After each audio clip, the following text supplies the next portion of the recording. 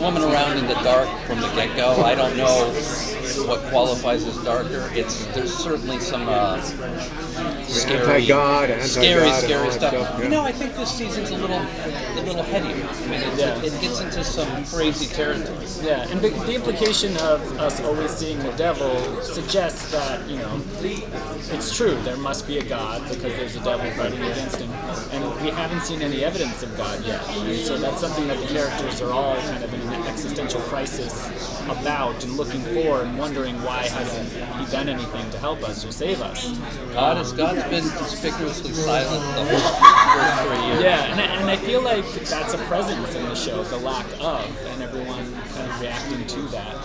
I know for Cotton Mather, who is supposed to be a reverend, I know his faith has been shaken a lot, but he kind of begins to realize that you need to take that responsibility on to yourself, and you're the one that needs to fight the devil, and that God perhaps works in mysterious ways.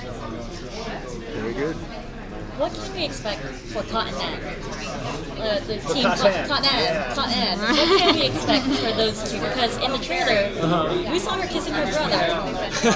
So, and then, I know, I felt jealous that day as an actor. I was like, she should be doing that. Yes. Well, when we last left off, I had married her. Everything seemed great. Then I found out she was a witch. Then I confronted her. I wanted a divorce. She stuffed a rat down my throat, and now I'm under her control. So what we're waiting to see is whether or not I end up being like George Sibley or, Ratso Rizzo or something.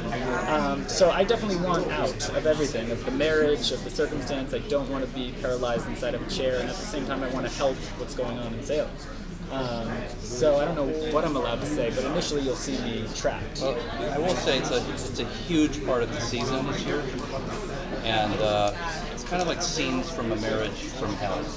Like this is not a great marriage, and yet I think they still love each other. Yeah, that's level. interesting. And they try to still make it work. So it took on a fascinating life of its own this year. It's really kind of a much more prominent story.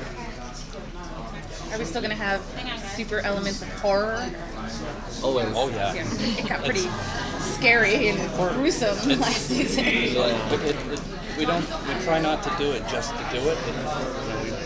It's part of the story, but this is a horror show, and Adam and I are horror aficionados, and this is like a heavenly situation. I don't think it's ever really been gratuitous. I feel like it's always apropos to the story and what's going on and the way it makes you feel, in relation to the characters and the circumstances.